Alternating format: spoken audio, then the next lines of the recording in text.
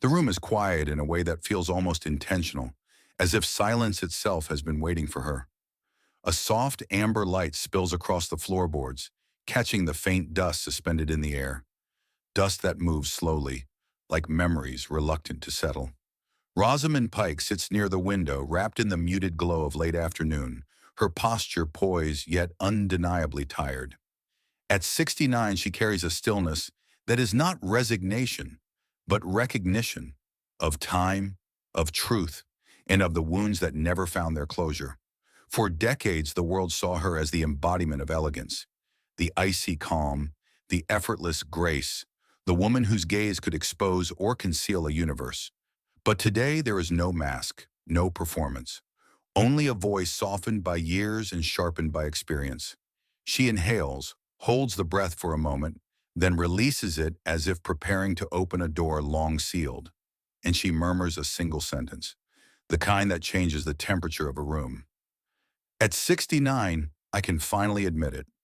There are 5 betrayals that shaped my life, and I have never forgiven them. The words fall slowly, each one heavy, each one carrying a name she has not spoken aloud in decades. There is no anger in her tone, only the cold clarity of someone who has learned that silence can wound more profoundly than confrontation. Outside, daylight thins. Inside, her confession begins to take shape. Who were those 5 figures, and why have their shadows remained with her, long after the applause faded? The silence that followed her confession lingered, as if inviting the past to step forward. And Rosamund, with a slow, almost reluctant breath, allowed it. Because long before the betrayals, long before fame carved her name into the world's memory, there was simply a girl growing up beneath the gray skies of London. A girl learning that trust was a fragile, exquisite thing. She was born in January 1975 in Hammersmith, into a household where art floated through the rooms like a second language. Her parents, both opera singers, raised her among rehearsals, sheet music, and endless goodbyes. Their voices were powerful, trained, controlled. But at home, their silences were louder. Not cruel, just distant, consumed by careers that demanded constant leaving. For a child, absence can feel like abandonment, even when it isn't meant to. Rosamund learned early how to wait, how to listen, how to stay composed because her emotions had no place to land. She remembers sitting by the small upright piano, tracing the wood with her fingertips, mimicking the gestures of a life she didn't yet understand. The house was filled with music, yet she often felt she was humming alone. She became observant, internal, the kind of child who watched before she spoke, and slowly she discovered that stillness could be a shield, that composure could be armor. But even the strongest armor begins as a wound. Her first taste of betrayal wasn't dramatic. It was the slow fraying disappointment of promises broken unintentionally. Recitals missed because of tours, birthdays celebrated through hurried phone calls muffled by hotel corridors. She adored her parents. She never blamed them. But somewhere inside, a door closed. Softly, permanently. And behind it lived the belief that love must be earned and trust must be rationed. By adolescence, she had built a quiet world of books, theater workshops, and the city's winter fog. She knew she wanted to act, not for fame, but for the strange safety of stepping into someone else's life. Playing a character meant she didn't have to reveal her own fractures. The stage lights, warm and forgiving, felt like a kind of home. Yet even then, beneath her calm surface, the seed of something heavier was forming. The awareness that those she depended on could disappear without warning. And that realization, soft, invisible, but irreversible, would shape every bond that followed. The quiet world of her childhood, with its muted colors and soft disappointments, faded as Rosamund stepped into her 20s. What replaced it was a blur of auditions, cramped rehearsal rooms, cheap coffee, and long nights memorizing lines under the dim light of a rented flat. It was a restless, hungry period, one defined by movement. For the first time, she felt that life was shifting according to her own will, not the absences of others. She studied at Oxford, immersing herself in literature and theater, training her voice to carry both strength and fragility. Directors noticed her early, Not for loudness, not for flamboyance, but for an unsettling stillness she brought into every room. A stillness that hinted at unspoken stories.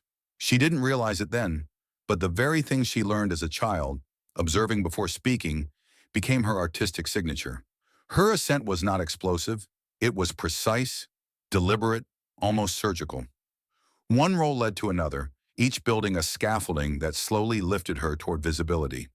There were moments of triumph, unexpected applause during a stage performance, a casting call that came sooner than she dared hope, but she carried them quietly.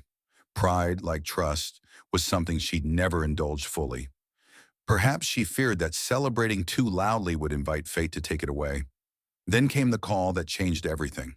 A major film audition, the kind she once believed belonged only to the unreachable. The room was bright, the camera cold. She performed with the calm intensity that had become her trademark. Days later, the part was hers, and with it came the world's gaze. Suddenly she was everywhere.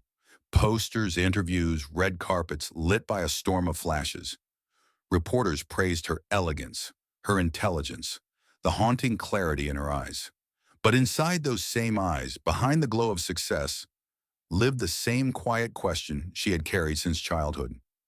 Who can I trust? Fame did not silence it. It amplified it. Because with the applause came something darker. Competitors disguised as allies. Smiles sharpened by ambition. Hands that congratulated while calculating. She learned to navigate rooms full of people who admired her, envied her, or wanted something from her. Sometimes all three at once. During these years, she fell in love for the first time. Not the innocent longing of adolescence, but the fierce, consuming hope that adulthood allows. He was supportive, charismatic, someone who understood the demands of her rising career. She believed him, perhaps too deeply, because he would become the first real fracture in her adult life, the moment where trust shattered not softly, but like glass struck without warning. But that is a wound for another part of the story. For now, what matters is this. Rosamund Pike rose, gracefully, relentlessly, and yet with every step upward, the shadow beneath her feet lengthened. Applause filled theaters, but the silence she carried inside grew louder. Success had found her, but so had the people and the betrayals that would one day shape her life forever.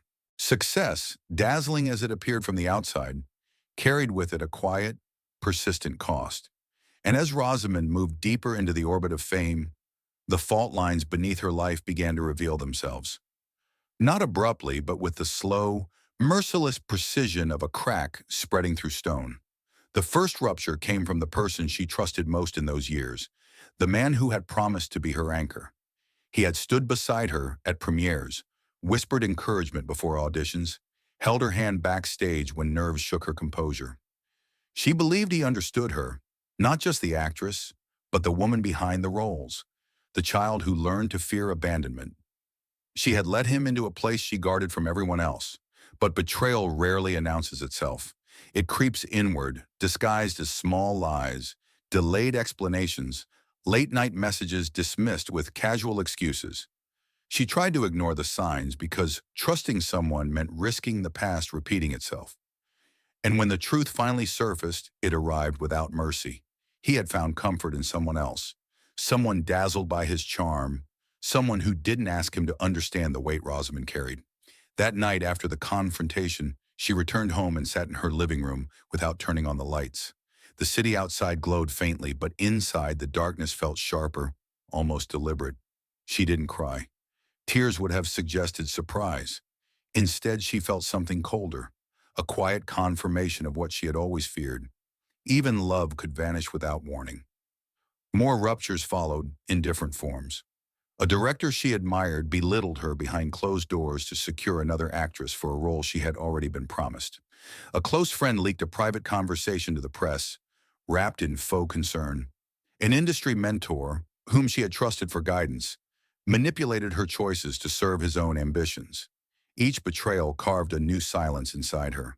And although the world continued to celebrate her, a part of her withdrew, discreetly, invisibly, into the same inner room she built as a child, the room where disappointment lodged itself like dust in a neglected corner. From that point on, she began to carry names, 5 of them. 5 faces tied not just to pain, but to turning points, moments that shaped the woman she would become, and soon she would reveal them, one by one. 5 names, 5 betrayals, 5 turning points that carved themselves into her life like quiet, irreversible scars. Rosamund closes her eyes for a moment before revealing them, not out of hesitation, but out of respect for the weight each memory still carries. These are not stories of anger. They are stories of becoming. The first, the gentle wound.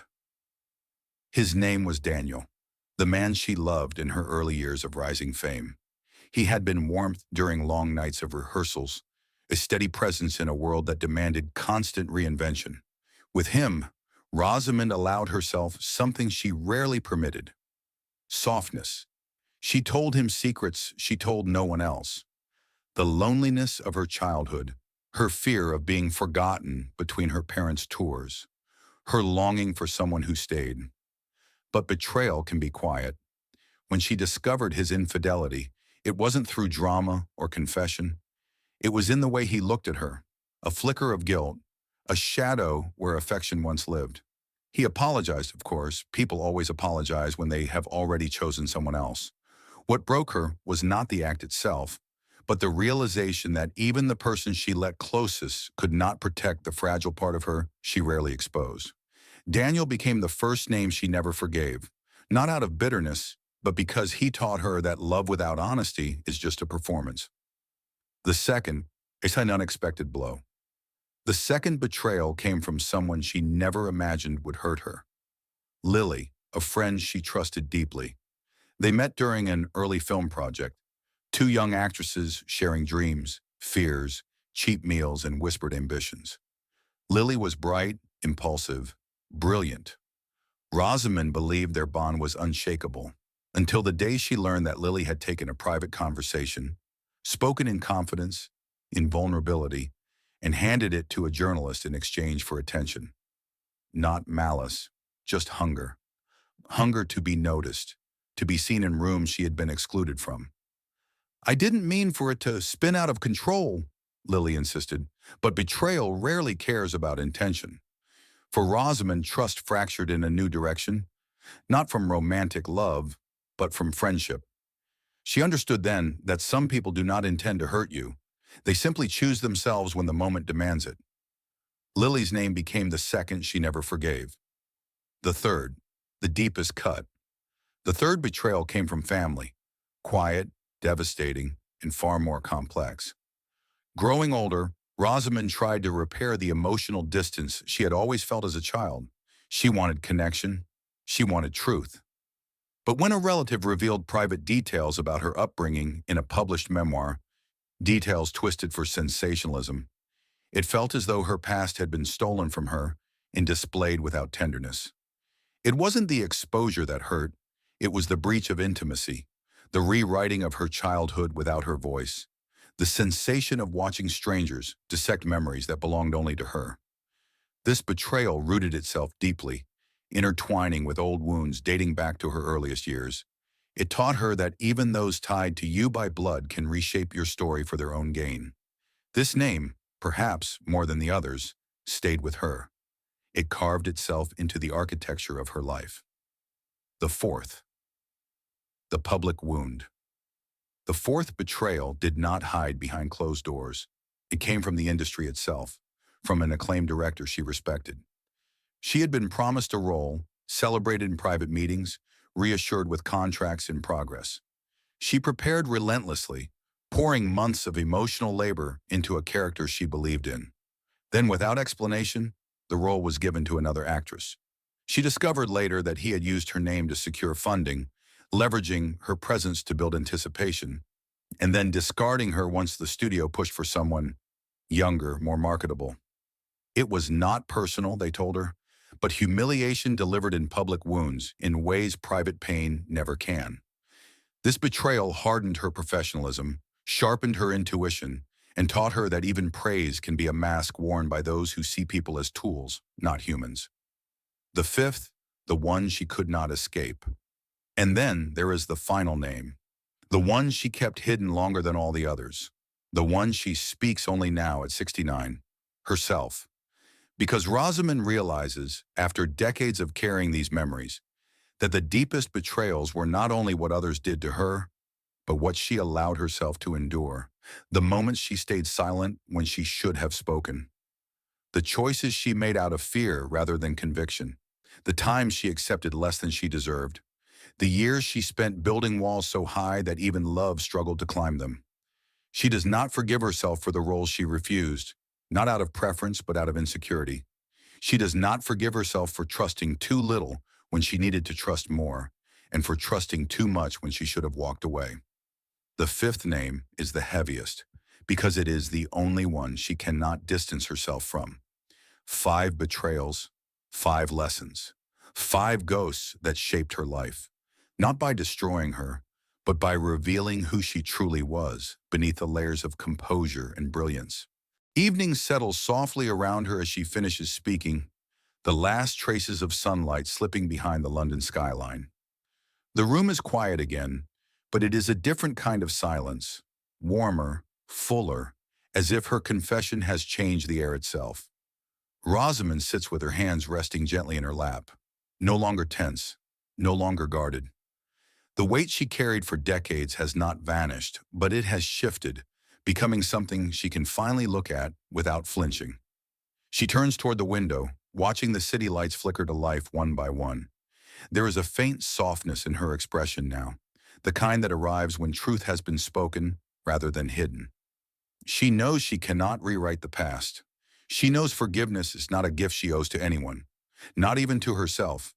But naming these betrayals, acknowledging their place in her life, allows her to breathe with a new kind of clarity. On the small table beside her lies an old notebook, pages filled with rolls, reflections, fragments of thoughts captured between shoots and premieres. She opens it, touches the paper with a tenderness that suggests acceptance rather than regret. Every wound she described, every fracture has shaped the woman she is now. Strong, perceptive, quietly resilient. Her voice lowers to a near whisper as she speaks one final time. Perhaps we do not carry betrayals because we cannot let go, but because they remind us of who we've become. Can a life truly move forward without learning to forgive its shadows?